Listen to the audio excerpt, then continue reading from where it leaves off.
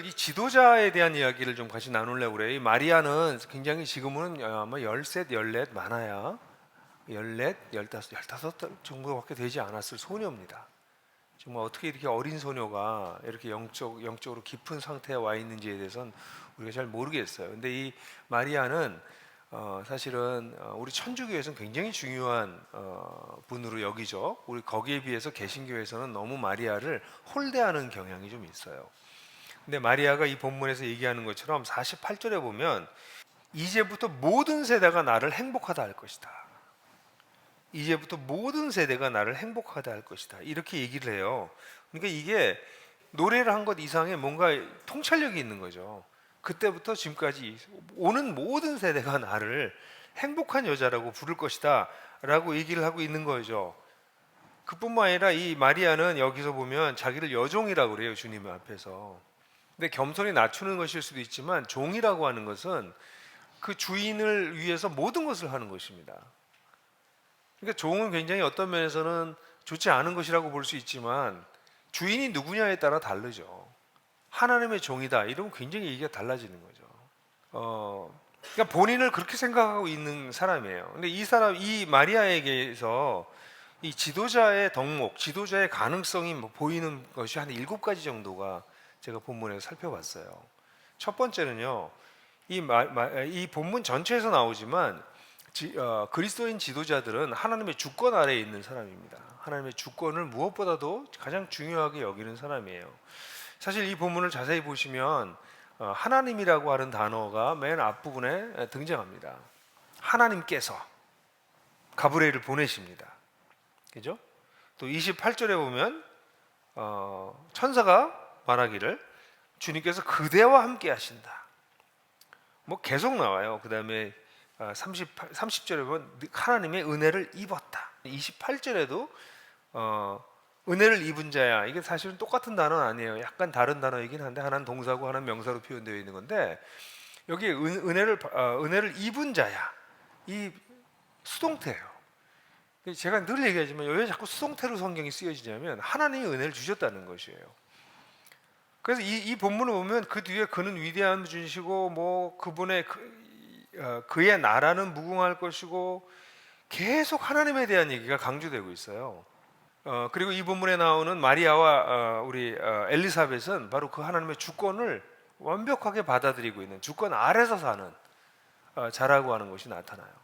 인간은 참 이상해요. 너무나 잘 될 때는 하나님의 주권을 인정하고 감사를 해야 될 것 같고 위기 상황이 오면 하나님의 주권을 의지해서 하나님께 매달려야 될 것 같은데 인간의 본심이 이때 나타나요. 잘 될 때는 자기가 잘 돼서 그런 줄 알고 하나님을 잊어버리고 안 될 때는 하나님을 의지하지 않고 불평하고 분노하고. 근데 지금 이 마리아는 사실은 위기 상황에 온 거죠. 사실 갑자기 처녀가 아기를 가졌다라고 하는 끔찍한 상황. 이거 사실 끔찍한 상황, 상상도 할 수 없는 상황이잖아요. 여자가 안 돼봐서 모르겠지만 이게 아기를 갖는다는 것이 얼마나 놀라운 일인지. 그런데 남자와 아무런 관계도 갖지 않은 상태로 아이를 갖는 이런 위기 상황에서 또 엘리사벳 같은 경우에는 완전히 아이를 낳을 수 없는 늙은 몸이 됐는데 갑자기 아기를 가졌을 때 얼마나 황당하겠어요. 건강도 건강이겠지만 너무너무 황당하게 숨어 있잖아요, 엘리사벳이. 그러나 이 두 여인은 하나님의 주권 아래에 있어요. 주권을 받아들이고 있습니다. 그게 첫 번째. 그래서 여러분들 우리 리더로 살아갈 때 하나님께서 가끔씩 물어보실걸요. 내가 너의 주인이니? 내가 너의 인생의 주권을 가지고 있는지 아니? 아니면 네가 스스로 네 주권을 가졌다고 생각하니? 그렇게 하나님께서 물으시는 것 같아요. 저는 특별히 어려움을 겪을 때 그런 일을 많이 겪는 것 같아요. 하나님이 주인이시다. 이게 지나간다. 세상 사람들은 지나가리라 이렇게 얘기하지만 우리는 단순히 지나가리라가 아니라 하나님의 주권 아래에 있기 때문에 하나님께서 하나님의 뜻을 이루실 것이다.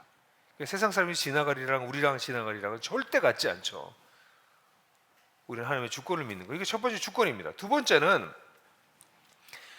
이 어린 마리아가 하나님을 너무 잘 알고 있어요. 51절, 52절, 53절을 보게 되면 이 마리아의 노래를 보게 되면 마리아를 하나님을 어떻게 얘기하고 있냐면 교만한 자를 흩으시고 그러니까 교만한 자와 겸손한 자 제왕들, 이 제왕이 영어로 룰러, 이게 다스리는 자들과 비천한 자, 줄인 자와 부한 자, 이걸 비교하고 있어요. 그래서 하나님께서 교만한 자들과 제왕들과 배부른 자들을 무시하시고 오히려 그렇지 않은 반대쪽 겸손한 자들, 낮은 자들, 줄인 자들을 하나님께서 높이신다라고 얘기하고 있어요. 이게 실제로 구약의 사상입니다. 왜 그럴까요? 마음이 교만한 자, 이게 사실 거의 여기서 끝나는 건데, 마음이 교만한 자들, 제왕들, 권력을 가지고 있는 자들, 배부른 자들, 이게 다 교만한 자들이 가지고 있는, 교만해질 수 있는 아주 위험성이 있는 사람들입니다. 권력이 있을 때, 부가 충분할 때 교만해지잖아요. 근데 하나님께서는 이 모든 걸 주신 분이십니다. 아까 주권자지 얘기했지만, 그러니까 하나님께서는 그들을 자신이 주신 것을 가지고 교만해져 있는, 자신의 것이 아닌 것을 가지고 교만해져 있는 자들을 하나님께서 싫어하시고, 그렇지 않은 평범한 사람들을 높이신다는 것이죠. 이게 구약의 사상입니다. 그러니까 마리아는 이 하나님을 알고 있었어요. 자신에게 주어진 모든 것이 하나님의 것이고, 그렇기 때문에 겸손하게 하나님 앞에 하나님을 경외하는 것만이 인간의 자세라고 하는 것을 너무나 하나님에 대한 아주 바로된 이해를 하고 있는 모습이 보이는 것이죠. 여러분들은 어떻게 생각하세요? 우리 리더가 되려고 하면, 리더에게 있어서 특별히 교회 공동체든 세상이든 리더가 되면, 리더는 뭘 갖냐면 권력을 가져요. 권력은 그 단어 자체가 좀 너무나 나쁘게 사용돼서 부정적으로 의견되지만 그냥 힘이에요. 힘, 파워. 힘은 꼭 나쁜 것이 아니에요. 왜냐면 여기 힘센 자라고 번역했는데, 이 번역 좀 저는 힘센 분 그러니까 하나님이 갑자기 근육질로 보여져요. 힘센 분, 능하신 분이라고 하는 게 더 저는 번역이 훨씬 좋아 보여요. 근데 하나님이 Almighty God, 하나님께서 능력이 있으시면 힘이 강력하신 분이십니다. 하나님 권력을 가지고 계세요. 그걸 잘 쓰시잖아요. 근데 지도자들의 문제가 뭐냐면, 이게 하나님께서 주신 것을 잊어버리고 마음이 교만해지는 거죠.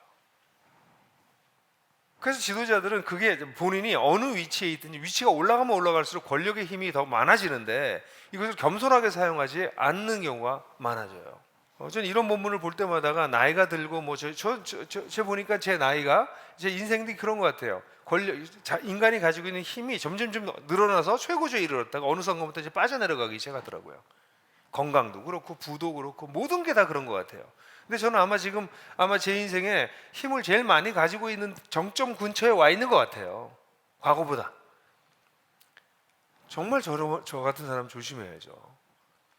여러분들이 어디 계신지 모르겠지만 지도자는 하나님이 누군지 알기 때문에 그분의 주권을 인정할 뿐만 아니라 그분 앞에서 자신에게 있는 모든 것이 하나님께서 주신 것이라고 하는 것을 정말 받아들이고, 그것을 어떻게 하나님 앞에 쓸 것인가를 고민하는 사람입니다.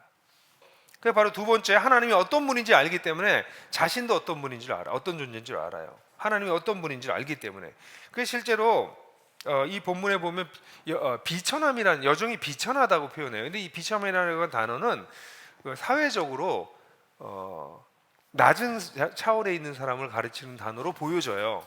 근데 마리아가 얘기할 때 이 비천함이란 사회적으로, 경제적으로나 사회적 지위로나 또는 여성이기 때문에 자기를 비천하다고 얘기하는 것이 아니라 하나님의 위대함 앞에서 자신의 보잘것없음을 고백하는 것으로 저는 여겨져요. 그런 자세를 가지고 있는 거예요. 하나님 앞에서 나는 쓸모없는 종입니다. 그런 마음을 갖고 있는 것이죠. 하나님을 알기 때문에. 그게 리더들이 가져야 될 두 번째 모습이라고 생각해요. 근데 세 번째는 이 여인이 32절부터 33절에 천사가 말한 데서도 나오고, 근데 마리아의 노래에서도 나오는데요. 32절부터 33절을 보게 되면 천사가 말한 내용이 아들을 낳을 건데 예수라 해라. 그 다음에 32절에 그가 위대하되고 더없이 높으신 분, 하나님이죠. 하나님의 아들이라고 불리울 거고, 주 하나님께 그의 조상 다윗의 왕위를 줄 것이고, 그의 영원한 야곱의 집을 다스리고 그의 나라를 무궁할 것이다. 이게 전부 다 뭐냐면 구약에 하나님께서 약속하신 얘기들이에요. 하나님께서 나의 자손이, 다윗의 자손이 영원할 것이고, 그 집이 무궁할 것이고, 다윗의 왕위가 지속될 것이다. 그런데 이스라엘이 망해버렸잖아요. 그래서 오랜 기간 동안 유리하고 있는, 이 나라 저 나라를 떠나다니고 있는 이런 존재였어요.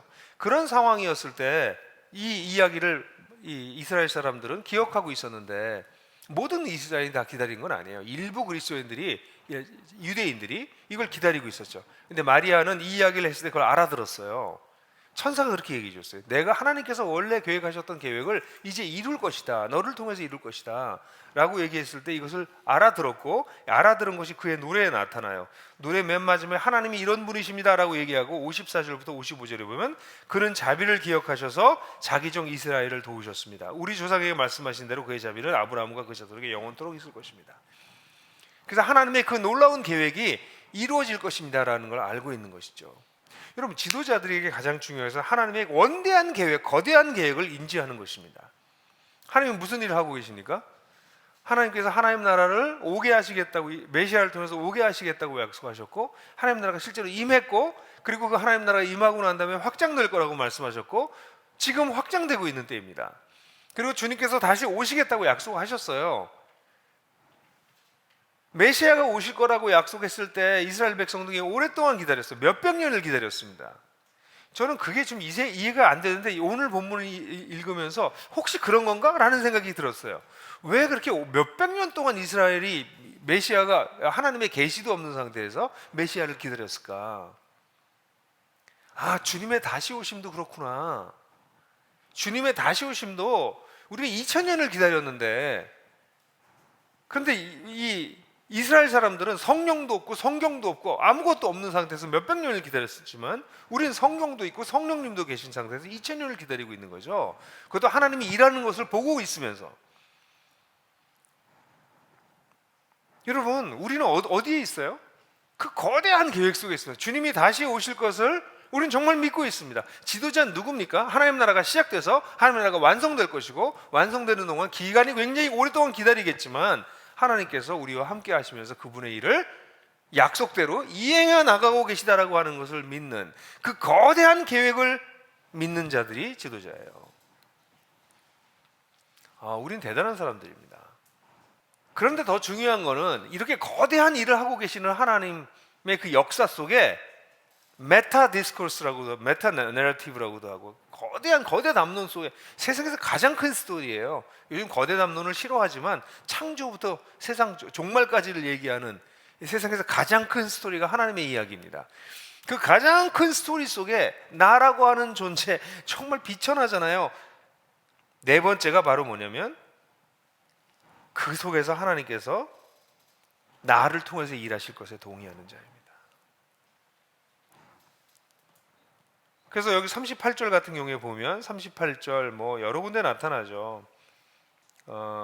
38절에 보십시오, 나는 주님의 종입니다. 당신의 말씀대로 나에게 이루어지길 바랍니다. 당신의 말씀대로 이루어지길 바랍니다. 이렇게 얘기를 해요. 근데 이 표현이 엘리사벳의 말에도 비슷하게 나와요. 주님께서 하신 말씀이 이루어질 줄을 믿는 여자는 행복합니다.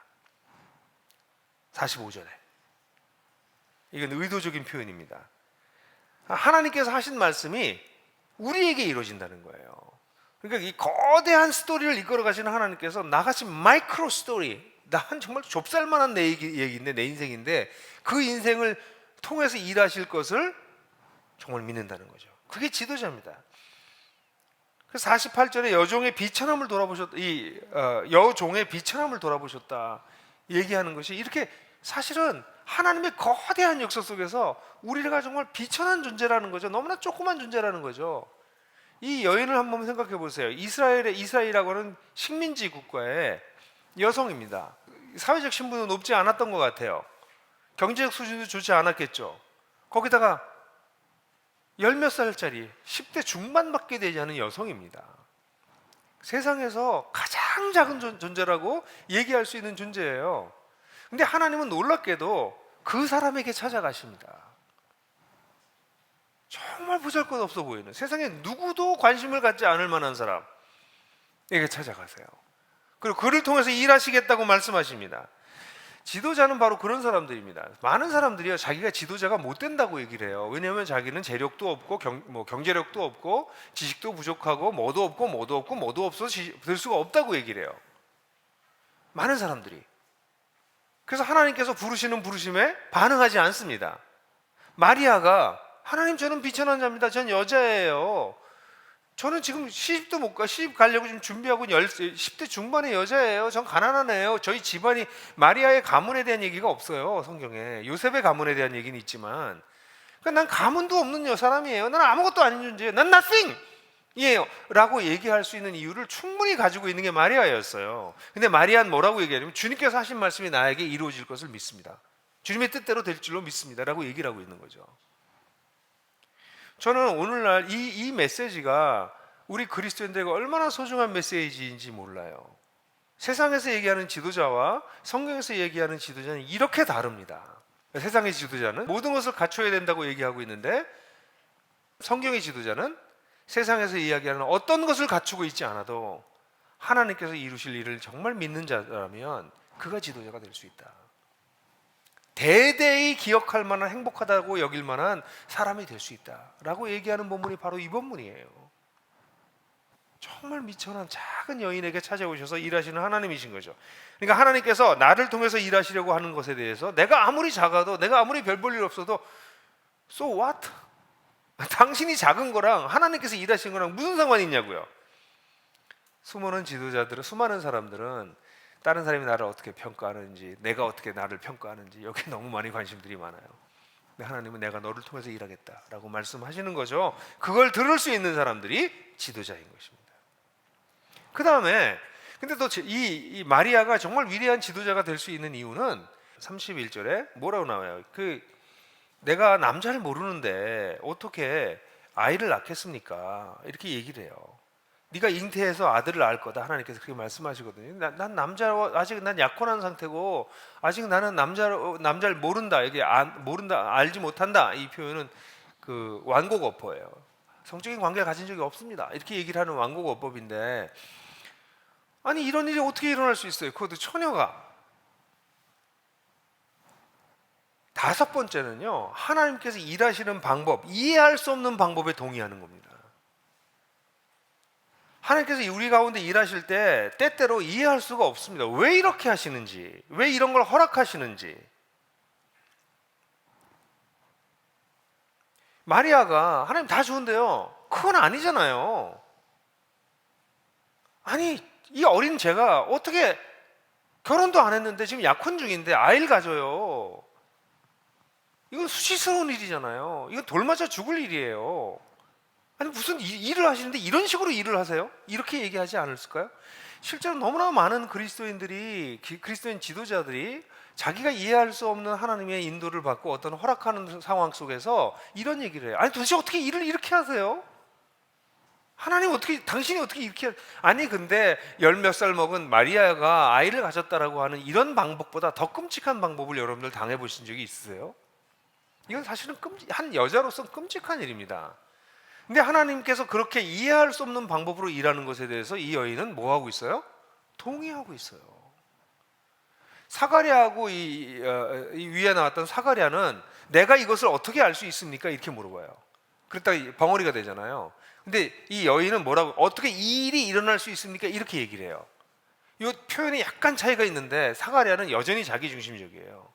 내가 이걸 어떻게 알 수 있어요? 이렇게 얘기했다가 벙어리가 됐는데, 이 마리아는 이 일이 어떻게 일어날 수 있습니까?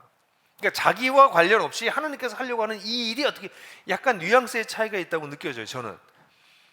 그러니까 마리아는 이렇게 어려운 일이, 이렇게 불가능한 일이, 어쩌면 이렇게 수치스러운 일이 어떻게 일어날 수 있다는 거 말입니까? 이렇게 물어본 것이죠. 우리 삶의 많은 순간에 우리가 이해할 수 없는 일들이 생깁니다. 도저히 받아들이기 어려운, 삼키긴 너무나 어려운 일들을 겪어요. 근데 그런 일들을 겪을 때 그 일들 속에 있는 하나님의 뜻을 묻는 자가 지도자입니다. 물론 많은 사람들이 처음에 불평할 수 있고요, 부인할 수 있고요, 그 다음에 하나님이라고 마개인도 하고, 뭐 이렇게 해주면 저렇게 하겠어요, 뭐 이런 거 하고, 그렇게 하나님을 밀고 당기는 일을 계속해요. 뭐 분풀이도 하고, 뭐 또 우울감에 빠지고 무기력에 빠지고, 이런 온갖 일들이 벌어져요. 근데 지도자들은 결국 끝에 가서는 어떻게 돼요? 이거 처음부터 딱 그렇게 하기 힘들죠. 근데 그러다가 그 다음에 어떻게 돼요? 이런 거 몇 번 겪고 난 다음에 지도자들은 하나님 당신의 뜻이 이루어지길 바랍니다. 저 이해는 못하겠지만, 그래서 여러분들이 만약에 지금 새해를 맞았지만 마음이 무거운 분들이 있을 수 있어요. 나는 주님을 위해서 열심히 살았는데 왜 이런 일이 나한테 벌어지는 거지? 라고 질문하시는 분이 계실 수 있어요. 아니, 있을 거예요. 아마 3분의 1 이상일걸요. 반 이상이라고 말하기는 좀 그렇고 3분의 1 이상 그런 걸 지금 경험하고 계실 거예요. 그래서 여러분들이 막 지금 화가 나기도 하고 어떤 면에서 불평하기도 하고 무기력에 빠져 있어서 그럴 수도 있어요. 그게 우리 인간적인 모습이에요. 그런데 하나님의 거대한 역사 속에 우리를 좁쌀만한 우리의 인생을 쓰기로 약속하셨다면 하나님 당신의 뜻이 이루어지길 바랍니다. 하나님의 일하시는 방식이 도저히 내가 받아들이기 어려운 방식입니다. 넌 좀 딴 방법, 좀 나이스하고 멋있는 방법이 있을 것 같은데 그렇게 안 하시는 거 받아들이겠습니다. 그게 지도자들의 모습이에요. 이럴 때 이런 사람들에게 나타나는 가장 중요한 특징이 하나님이 영이 함께 한다는 것이 여섯 번째가. 그래서 이 누가복음엔 특별히 성령이 함께 하신다는 얘기가 많이 나오고 1장, 2장에 성령에 대한 얘기가 많이 나와요. 그러니까 성령이 함께 하시는 성령의 충만함이 이들에게 주어지는 놀라운 축복입니다. 성령께서 여러분 가운데 어떻게 일하시는지에 대해서 민감해지시기 바랍니다. 성령은 이렇게 초자연적으로만 하지 않으시고 여러분들 계속 뭔가를 깨닫게 하실 거예요. 여러분 마음속에 뭔가 계속 말씀하실 거예요. 뭔가 이렇게 여러분 이끄실 거예요. 거기에 민감해지십시오. 이렇게 살려고 하면 여러분들 마음속에 말씀하시는 하나님을 여러분이 이렇게 이끄시는 이끌림, 깨우치심, 이런 것들을 여러분들 점점 경험하시고 누리시게 될 거예요. 그게 여섯 번째 특질이고, 마지막 특질은요, 이런 하나의 지도자들은요, 여기 보면 이 무렵에 마리아가 일어나서 서둘러 이렇게 우리말 성경에서는 우리 개역 성경에 나오지만 39절에서는 빨리 이렇게 나와 있어요. 빨리. 그래서 산중에 이 마리아는 낮은 쪽에 살고 있었고 엘리사벳은 산 쪽에 있었는데 빨리 가가지고 거기서 같이 지내고 교제하고 결혼한 다음에 마지막에 어떻게 석 달 동안 같이 있었다고 그랬어요. 이 두 단어는 굉장히 의미가 있어요. 빨리 올라가서 석 달 동안 같이 있었습니다. 엘리사벳을 만나자마자 엘리사벳의 태중에 있는 아이가 세례 요한이 뛰놀며 하나님을 찬양합니다. 그래서 마리아는 또 거기서 노래해요. 정말 아름다운 교제의 모습 아니에요? 지도자의 일곱 번째 특질은 하나님의 사람들과 함께하는 것입니다. 이 마리아의 어린 마리아가 친척인 엘리사벳에게 찾아가서 그와 함께 거하면서 뭐 했겠어요? 이렇게 같이 노래하고 찬양하고 기도하고 격려하고 맛있는 것도 먹고 둘 다 임신한, 예? 참 이게 아이러니하죠? 둘 다 임신할 수 없는 할머니하고, 예? 처녀하고 둘이 앉아가지고 하나님께서 이루신 일을 찬양하면서 이도대체 이게 무슨 일일까 같이 얘기하고, 이때 뭐 했겠어요? 성경도 같이 얘기하고 이스라엘의 역사도 생각하고 메시아에 대한 얘기도 하고 온갖 얘기를 이 여인들이 나누지 않았겠어요? 그 뒤 이야기가 생각나서 석 달 동안의 이들의 거룩한 수다, 여기서 얼마나 깊은 교제를 나눴겠어요? 이게 지도자의 특징이에요. 여기 일곱 가지 특질이 나타났어요. 첫 번째, 하나님의 주권 아래에 있는 사람이에요. 두 번째, 하나님이 어떤 분인지 잘 아는 사람이에요. 세 번째, 하나님의 거대한 역사의 계획을 인지하는 사람이에요. 네 번째, 그 속에서 자신의 나를 통해서 일하시려고 하시는 거기에 순종하는 사람이에요. 근데 그 순종은 하나님께서 이해하실 수 없는 방법조차도 순종하는 것이에요. 그렇게 되면 그들은 여섯 번째, 성령의 동행하시는 축복을 누리게 되고, 그리고 무엇보다도 하나님과 하나님의 사람들과 일곱 번째, 함께하는 그런 삶을 사는 거죠. 사랑하는 나들목 네트워크에 우리 성도들, 지도자들, 또 목회자로서의 지도자들, 우리 교회에서 지도자로, 또 세상에서 지도자로 섬기고 살아가시는 모든 분들이요, 우리는 비천한 자일 수 있지만 우리는 은혜를 입은 자일 수 있습니다. 아니, 이미 은혜를 입은 자예요, 우리 모두는. 네, 마리아처럼 은혜를 입은 것을 바라보고 깨닫고 누리고 따라가서 하나님의 역사를 이루시는 여러분들이 되시기를, 그렇게 2021년을 살아가시기를, 그런 놀라운 축복을 역사가 흘러가면서 누리게 되는 우리 모두가 되기를 주님의 이름으로 축복합니다.